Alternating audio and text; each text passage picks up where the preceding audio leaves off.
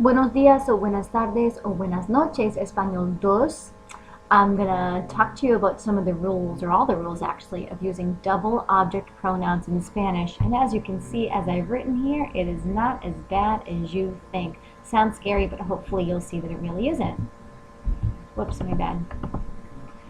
Excuse me, this is what I can hear some of you saying. What are the object pronouns again? Well, luckily I put them here. In Spanish, we have indirect object pronouns. Those are the ones that indicate to or for someone, like I give my homework to my teacher, I bought a present for my best friend, things like that. We have reflexive pronouns. These are with the verbs that have se, like ducharse, levantarse, divertirse, etc. And here are those. Métele, nososles are the indirect.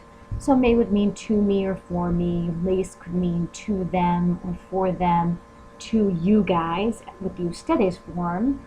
For you guys with the ustedes form, etc.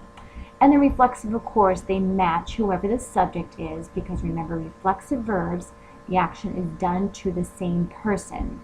So if we say he wakes up at 7 o'clock, we'd use this one. Él se despierta a las 7. If we say we have fun in Spanish class with the verb divertirse, we would say nos divertimos en la clase de español. And then we also have direct object pronouns. Usually the whom or the what receives the action of the verb. This goes with things like I write a poem. What do you write? A poem. So the poem is the direct object. But once we want to say I write it, that's when we use pronouns, and here they are. Mete, Lola, nosos, los, las. Hopefully you see that within these three groups, me, te, nos, and os are all common. So it's really these ones in the bottom that you kind of have to pay a little bit more attention to. So there are your object pronouns, indirect, direct, and reflexive pronouns. Sometimes we use one object pronoun. For example, my mom gave the book to me. To me is a pronoun, and you'll see it represented here. Mi madre me dio el libro. No? What did she give the book? That's the direct object. To me is your indirect object. I told the truth to her yesterday. So to her, to or for somebody, oops, I lost my arrow.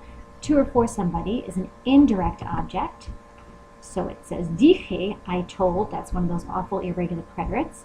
La verdad, and le in front here, which represents to her. Le dije la verdad ayer. And remember, what we talked about, all along, is that pronouns, these kind, go in front of conjugated verbs. I already washed my hands.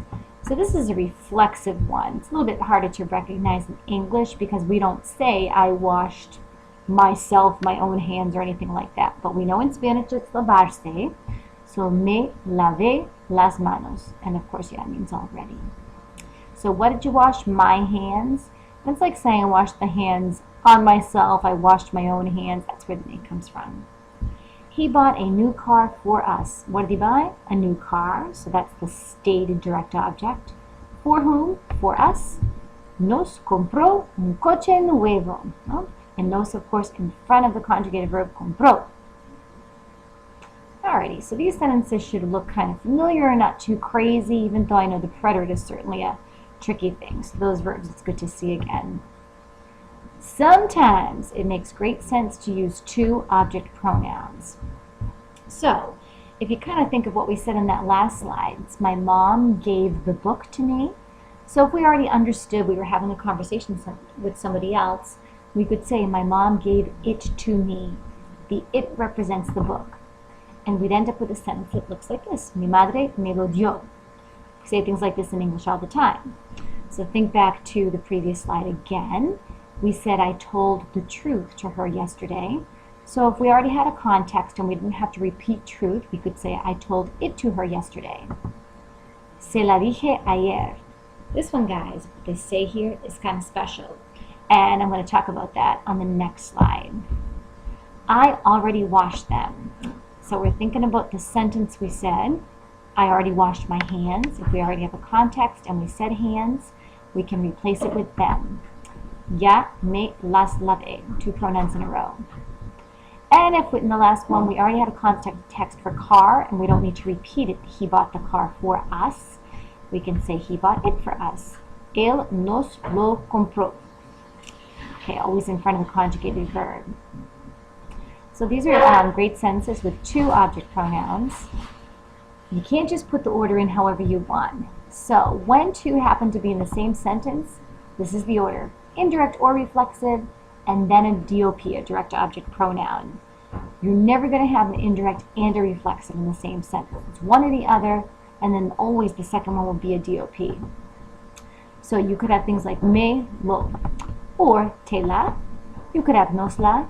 You could have se las. Here's what you can't do. Whenever there are two L words in a row, le los, for some reason, Spanish people, when they invented a language, did not like the sound of the two L's together. Whenever you have two L words together, the first one has to change to se. So le los will automatically become se los. Nothing wrong with los, it's the first word you want to change. Same thing with les la. Two L words in a row. The first one is always going to change to se, so that makes it a little bit easy. You don't have to differentiate between the le or the lace. It will always become se, and the DOP stays the same. Se, lo, se, la. And that came up a couple of slides ago. Let me just get back to it quick. This one, se la dije, we would have said le la dije. I told it the truth, which was la verdad, to her, which was le. Le la's no good, so that one had to become se la dije ayer. So back to where we were. Okay, next, let's do some science. Yeah, very funny. I know how much you guys enjoy biología. Not that kind. We're going to dissect this question. ¿Quién te dio el examen? Which means who gave the test to you. So let's pick a who. Okay, let's pick La Señora Hamilton.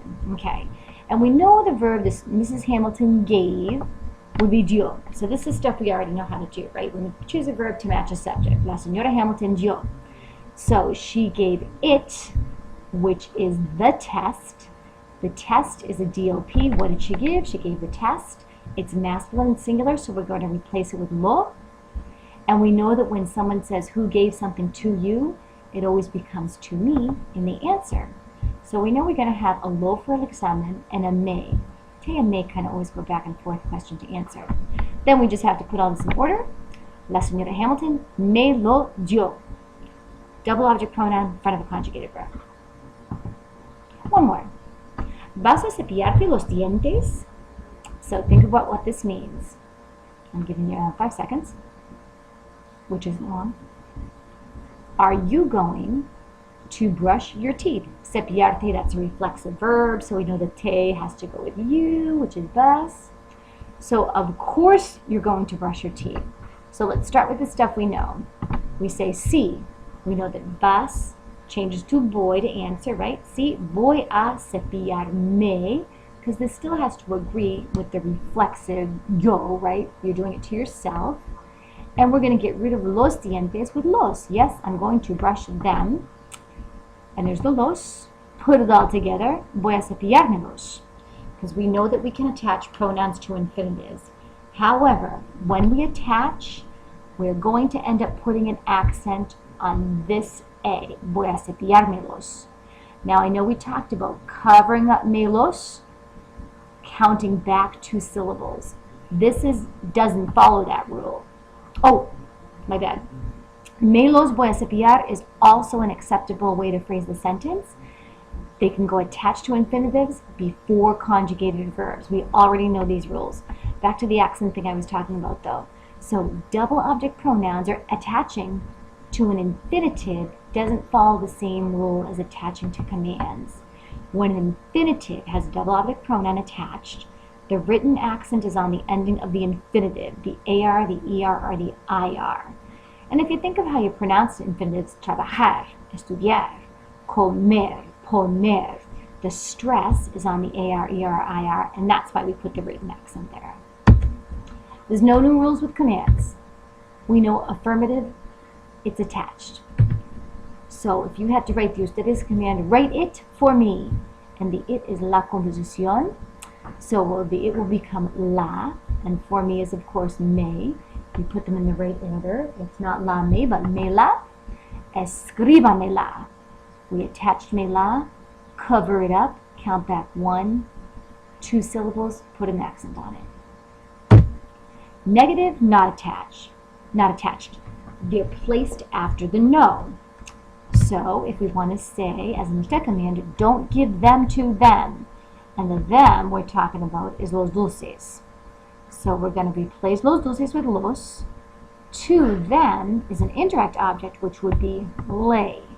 No les los de. Don't give them, the candy, los dulces, to them, which is les. Can't have 2 L's in a row. Magically turns into no se los de. This de, that's an irregular command you're going to have to memorize, right? Has an accent on it to differentiate it from, like the de that means ever from, soy de Medfield. So that's how we can tell the difference. This is the de, that is a verb, and the de without the accent is the word for from. So hopefully you can refer to this, guys, as we go, working on double object pronouns, a little bit on commands, and hopefully my explanation will assist you in your studies. Gracias por escuchar y los veo pronto.